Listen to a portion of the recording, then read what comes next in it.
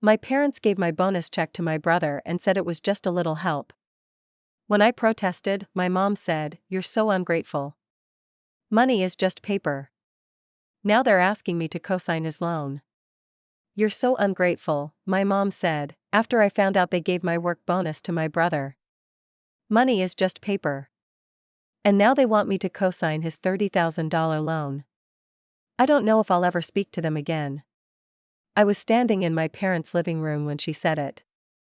My voice was shaking. I had just found out they took $12,000 out of my account without asking and gave it to my younger brother. My bonus. My hard-earned, once in a decade, blood, sweat and tears year-end bonus. Gone. "I needed that," I said, my voice cracking. My mom folded her arms, calm as a priest at a funeral. "You're so ungrateful. Money is just paper." I think that moment was when something shifted in me. A curtain pulled back, and I realized that the people I had trusted the most weren't just ignoring my boundaries, they didn't even see them. My name is Marissa, I'm 41, and I live in Atlanta, Georgia. I've worked in finance since I was in my mid-20s. Nothing glamorous, just the kind of career that builds slowly. Conservative salary, steady promotions, retirement plans, all that. I've never asked for help. I never needed to. My parents Deborah and Maurice live in Raleigh, North Carolina. They're both retired now. My mom worked as a school secretary until her joints gave out. My dad was a carpenter most of his life. They never made much money, but we always had food on the table. As a kid, I thought they were heroes. My brother, Brandon, is 37 and, well, Brandon is different. He's charming, lazy, impulsive, emotional, and in many ways the golden child. He's been in and out of business ideas like a revolving door. First it was an online sneaker resale gig, then he got into flipping motorcycles, then there was a mobile barber service, and at one point he was selling herbal supplements on Instagram. None of it stuck. He's filed for bankruptcy twice. Has 2 ex-wives and a mountain of debt. And through it all, my parents have always swooped in to cushion his fall. I've spent years biting my tongue. It wasn't my money until it was. Last December, I received a $35,000 year-end bonus from my firm. It was a massive surprise. I didn't shout or cry. I just sat at my desk, staring at the deposit notification, letting myself feel quietly proud. After taxes, I moved about $25,000 into savings. $5,000 went to my travel fund. I wasn't splurging. Just planning. Maybe Europe. Maybe some home upgrades. I even thought about adopting a second dog. I never told my parents the exact number, but I did mention getting a bonus in passing. "Work gave us a pretty generous holiday bonus this year," I said during a phone call with Mom. She said she was proud. We didn't talk about numbers. What I did do, stupidly, was leave them access to my online banking. Last year, I had helped my mom transfer money to a cousin's wedding gift. She got confused with her app, and I logged in to do it for her. At the time, I saved the credentials in her phone, thinking she'd never use them again. Big mistake. I went to Raleigh for Christmas. I stayed at a hotel instead of the house. My back can't handle their lumpy guest bed anymore, but I still joined them Christmas morning for brunch. Brandon showed up an hour late, smelling like sleep and Red Bull. He was in sweatpants and didn't make eye contact. I remember thinking he looked sunken. Not like someone who'd just been saved from disaster. But then I heard my dad say, while passing him a mimosa, "Everyone needs a little help sometimes." I didn't like the way he said it. So I asked, "What kind of help?" They froze. My mom pursed her lips, looked at my dad. He looked at Brandon. Finally, Mom said it. "We gave Brandon some of your bonus." At first, I thought I misheard. Then I laughed. Actually laughed. Then the horror settled in. "What are you talking about?" She sighed. "He was behind on rent. He was about to be evicted. He called us crying. We didn't have enough to cover him, so we used your account. I felt the blood drain from my face. You took my money? You weren't using it all right away, she said, raising her voice slightly. You always act like money is everything. He was in a crisis. Family helps family. I didn't give you permission, you're so ungrateful, she said. Money is just paper. That was the moment the bridge collapsed. I left Raleigh that night. Didn't stay for dinner. Didn't say goodbye. I drove back to Atlanta in a fog. The highway lights blurred through tears. I kept replaying the words in my head, money is just paper. They had taken $12,000. A wire transfer, straight to Brandon. They never asked. Never even told me until I noticed. My therapist, who I started seeing not long after this, said something that stuck with me. They didn't apologize because in their minds, they did nothing wrong. That was harder to swallow than the money. I didn't report it as fraud. I wanted to. But the truth is, it was technically legal. I gave them access. I just never dreamed they'd use it that way. So I changed all my passwords. I moved banks. I even pulled my investment accounts into a new portfolio. Everything is locked up now. For the next few weeks, my parents called daily. Left voicemails. My dad's tone was calm, conciliatory. My mom's were short and increasingly frustrated. You're being dramatic. Are you really going to throw your whole family away over this? Don't forget how much we've done for you. But they never once said, we're sorry. Then, in April, came the final straw. I had just gotten home from a long day at work when my phone rang. I saw it was Mom. Against my better judgment, I answered. After about a minute of small talk, weather, health, a neighbor who got a new dog, she dropped it. Brandon wants to start a logistics business. It's going to be different this time. He's serious. He's got a partner lined up and everything. But he needs a co-signer. I couldn't even respond. She kept going. It's just $30,000. You wouldn't be paying it. Just vouching. It would mean so much. I sat down, floored. You want me to co-sign after you stole from me? Her voice sharpened. You are so bitter. He's your brother. He's trying. You're just sitting on your money while your family struggles. I hung up. That was 2 weeks ago. Since then, I blocked their numbers. My inbox has one unread message from Brandon. It's long. He apologizes in vague, non-committal ways and ends by asking me to reconsider. He says, I know you don't trust me. But please, help me prove I can do this. I haven't responded. Every day, I walk my dog, drink my tea, go to work, and wonder, what is family, if not the people who are supposed to keep you safe? But I no longer confuse family with sacrifice. I haven't decided what to do next, but I know this, I will never again apologize for protecting my peace. And I will never again let someone tell me that money is just paper when it's the paper I traded my life for. I've been sitting with the silence ever since I blocked them. It's strange how quiet the world gets when you turn off the voices that were once the loudest in your life. At first, the silence felt peaceful. But then it felt eerie.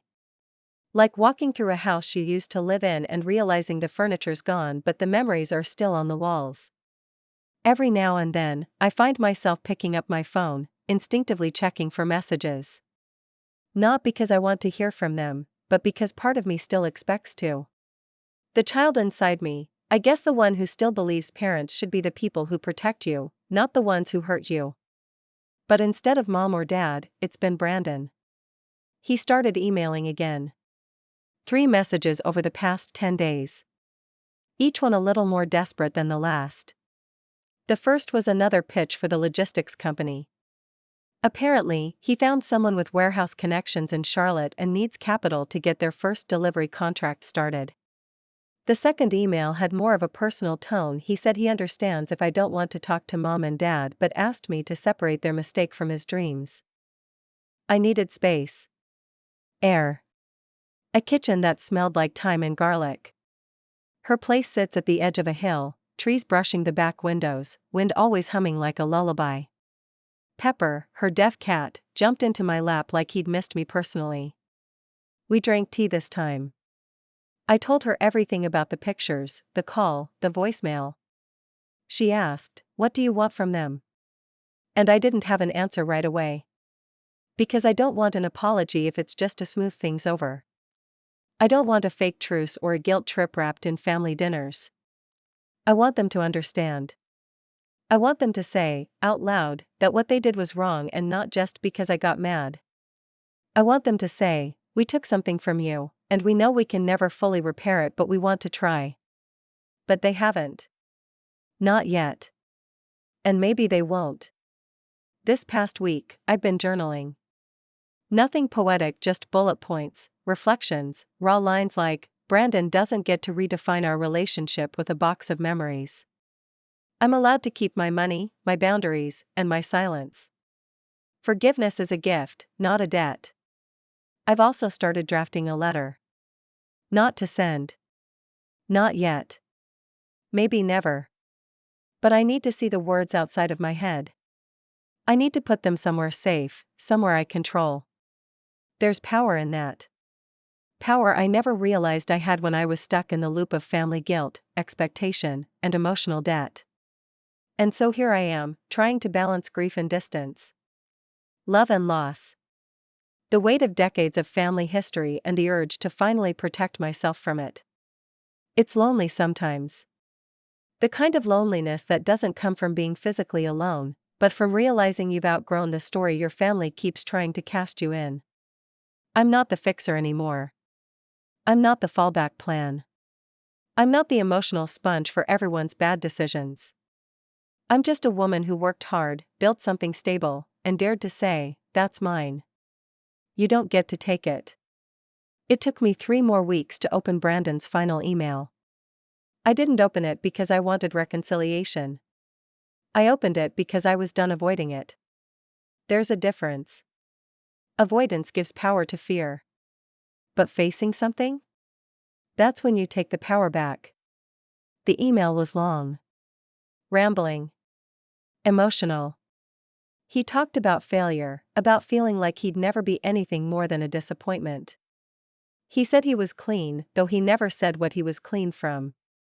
He mentioned therapy, starting next week, and asked if I'd be willing to be there if things got better. Then he asked, again, if I'd help him with the business loan. Not even as a co-signer this time, he said. Even a small amount. Just a stake in something real. That was the moment I knew. He hadn't changed. He was just changing tactics. I didn't respond. Not right away. Instead, I booked a meeting with my financial advisor and my attorney. It was time to make everything airtight. My accounts. My estate. My instructions for the future. I had already moved my savings to a separate financial institution. But I took it a step further. I added a clause to my will that explicitly stated, none of my family is to have access to my accounts, assets, or properties under any circumstances without my written consent. Then, I had something else drafted. A legal document rescinding all previous informal financial arrangements. A statement that confirmed Brandon's debt to me, $12,000, dated and recorded. I had it notarized and sent it to him by certified mail, return receipt requested. Was I expecting to collect? No. Not really. But now it's on record, and that was the point. A paper trail of accountability. Not because I needed the money, but because I needed him and my parents to know this, I'm no longer the bank. After that, I did one last thing. A little petty? Maybe. But I won't pretend it didn't feel good. I created a post on Facebook, not private, not restricted, just a general update. Nothing dramatic. Just something like, grateful to be in a place where I can protect my peace, my finances, and my boundaries. Life taught me the hard way that even family can steal from you and expect your loyalty in return. Never again. Here's to putting yourself first without apology. I didn't name names. I didn't need to. My mom texted me within the hour. Did you really have to say that for the whole world to see? I didn't respond. Brandon unfriended me. No shock there. But what I didn't expect. 3 of our extended relatives reached out privately. One cousin, who I barely speak to, said, "I've seen how they treat you. You're not alone." Another aunt told me she was proud of me. That she always knew I was the one who would make it out. Turns out, I wasn't the only one who'd been used. I was just the first to fight back publicly. Then came the real twist. A few months later, I got a call from my parents' financial planner. Apparently, my mother had added me years ago as a secondary contact on some of their retirement paperwork, something I barely remembered. Now they were trying to take out a loan against a property, and the paperwork required notification of all secondary stakeholders. The planner wasn't calling to get my approval, he was calling to tell me my name would be removed, unless I objected. I didn't object. Of course not. But I asked a question: did they say what the loan is for? There was a pause. Yes, he said. It's to help their son Brandon purchase a vehicle and some equipment. Something about starting a last-mile delivery business. I laughed. Not because it was funny. Because it was predictable. They were doing it again. Still throwing money into the bottomless pit of his potential. And here's where the revenge came in. Quiet. Legal. Clean. I contacted a friend of mine who works in commercial lending compliance. We drafted a letter with documentation of Brandon's debt to me, the history of financial mismanagement, and a suggestion that any lender vet the business application very carefully. We didn't send it to the lender directly. That would have been aggressive. We sent it to Brandon and my parents. Certified. With a cover letter. It read, "As a matter of record, I retain proof of Brandon, last name, s $12,000 outstanding debt to me, and consider any future financial activity involving my name, history, or reputation without my consent to be actionable under state and federal statutes. Let this serve as notice that I will legally oppose any use of my information or indirect association to bolster an application for personal or business loans. My patience is exhausted. My silence is over." They never replied. Since then? Silence. Cold, glorious silence. No calls. No emails. No guilt trips wrapped in holiday invitations. I bought a new couch. Upgraded my car. Started planning my Italy trip. And for the first time in years, I did something that might sound small but felt monumental. I framed a photo of myself from a solo trip to Portland last fall. It's just me, smiling, holding a cup of coffee near the Willamette River. No one else in the frame. No family. Just me. Free. Because revenge doesn't have to be loud. Sometimes it's quiet. A boundary held. A dollar kept. A voicemail deleted. A loan denied. Sometimes revenge is living well, not in spite of them, but without them. And for me, that's the happiest ending of all. The third. I didn't expect the third. He said he might lose it all if I don't help. That he'll be out on the street, again. That he's trying to get sober, trying to get right. He said I'm his last hope. He ended it with, "I know I don't deserve anything, but I'm still your brother." And that's the part that hurt. Because that's the string that always pulls at me, no matter how much I want to cut it. He's my brother. We grew up in the same house.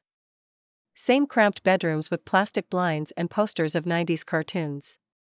Same bowls of mac and cheese after school. Same Christmas mornings tearing into presents while Dad videotaped us. We used to be close. I mean, really close. He was funny, protective even when we were younger. But somewhere in our 20s, something shifted. While I stayed steady, Brandon seemed to drift. And every time he stumbled, our parents caught him through a net of money, time, and excuses under him. And when they couldn't reach him, they threw me. Not physically. But emotionally. Financially. Like I owed it to them. Like I owed him. I started to wonder, if Brandon had been the one who earned the bonus and I had been the one in crisis, would they have taken his money from me? And I already know the answer. They wouldn't have touched a cent. Because Brandon has always been the one they handled delicately, like a glass vase. I was the tool. The reliable one. The one who could always take another hit. I've learned something about that label. The strong one sounds noble until you realize it's just code for we think you'll survive the hurt, so we're not going to stop hurting you. In therapy, Dr. Hayes asked me why I haven't deleted Brandon's emails. I didn't have an answer. Then she asked a better question: what would happen if you let yourself admit that they might not change? That one sat heavy on my chest. Because if I really, truly believe that my parents and Brandon aren't going to change, not just right now, but ever, then what's left? What happens to the daughter who always came home for Christmas, even when she was tired? The sister who answered calls at 2 a.m.?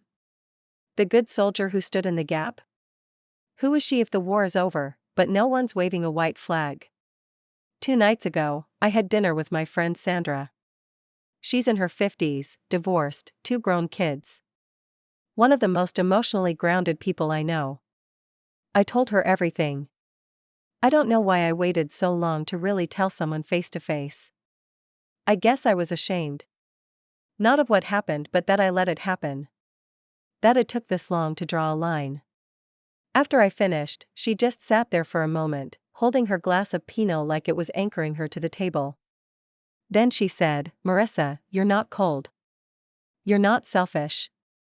You're just tired of setting yourself on fire to keep people warm." I cried. Not the dramatic, movie-style sobbing. Just quiet tears that fell without me noticing.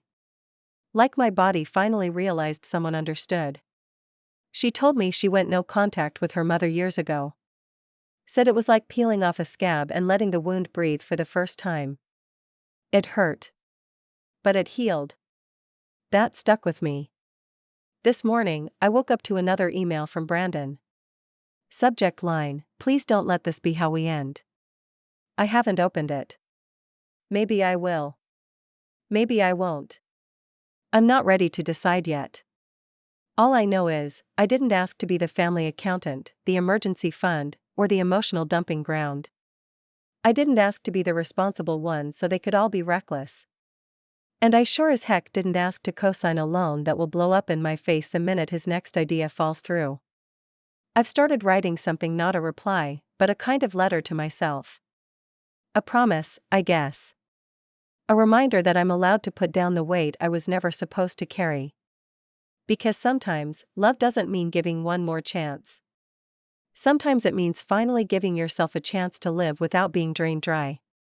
The week after Brandon's last email was quiet, almost too quiet. I didn't respond. I didn't open it. I told myself I'd do it later, but the truth is, I didn't want to see what he wrote. I didn't want another guilt-soaked plea, or worse, a manipulation wrapped in sentiment. So I let it sit there in my inbox like a package I knew was ticking. I buried myself in work. Financial quarter was coming to a close, and spreadsheets were a welcome distraction. It's funny how numbers make sense when people don't. You plug in formulas, and they give you answers. Clean. Predictable. Unlike family. On Wednesday, I stopped by my condo building's front desk and picked up a small package. No return address, just my name scribbled in familiar handwriting. Inside was a box of photographs. Old ones. Childhood stuff. Us at Myrtle Beach, covered in sand and sunscreen. Halloween, 1989. I was a witch. Brandon was a ghost in a pillowcase with holes cut out. Mom smiling behind us in the background, holding a Polaroid. Easter morning. Our birthdays. A few school photos. Me in a navy blazer for band. Brandon grinning with a missing front tooth. No note. No explanation. Just the pictures. I sat on my couch and held one up to the light. I was probably 8 in it, sitting on the back porch, holding a kitten I barely remembered. Brandon's leaning over my shoulder. We're laughing. You can't hear it, of course, but the joy is in our faces. I didn't cry. But my throat tightened in that heavy way where emotion lives just under the surface, pressing up like steam beneath a lid. For a second, I hated him. Not for what he did but for sending this. For weaponizing nostalgia. Because those pictures weren't apologies. They were a memory trap. An emotional minefield meant to make me forget who he's become. But I couldn't forget. It was a few nights later, at around 9:30 p.m., that I got the call. Not from Brandon. From my dad. His name lit up my phone screen, and I just stared at it. My thumb hovered over the decline button. I don't even know why I answered. He sounded older. Not in a dramatic way, but in the way that makes you picture the gray in someone's beard more vividly than you used to. Marissa, he said. I know you're angry. I didn't say anything. I know we hurt you. Still nothing. I just want to talk. Just, not about Brandon. Just us. It was the first time in months someone from my family called and didn't immediately try to defend him. So I let him talk. He told me Mom had been quiet lately. That she'd been cooking less, watching more TV, sleeping a lot. He said she's been taking the fallout harder than she lets on. He said he regrets not telling me about the transfer. That he let things go too far. We just didn't know what else to do, he said. He was in a bad place. I finally spoke. My voice was quiet, but firm. You took from me. Not just money. You took my trust. And you've done it before, just never this directly. He didn't argue. He just let the silence sit between us. Then he said, do you think there's a way back from this? And I told him the truth. I don't know. The next morning, I woke up to a message from Mom. Not a text. A voicemail. Hi, honey. I heard you talked to your dad. I know you probably still don't want to talk to me, and that's okay.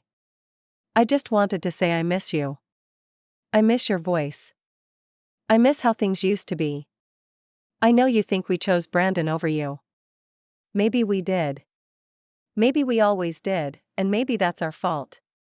But I want you to know I see that now. I just wish I saw it sooner. I played it twice. Still, no apology for the money. No mention of returning it. No offer to make it right. Just the emotional toll of her missing me. And I sat with that for a long time. Because in that message, she did something she's never done before. She admitted to something. She didn't fix it. She didn't really own it. But she cracked the door open, just a little. Still, it didn't undo the theft. It didn't rebuild the trust. And it didn't change the fact that the only reason they're reaching out now is because I finally stopped playing the role they wrote for me. That weekend, I drove up to Asheville to visit Tara again.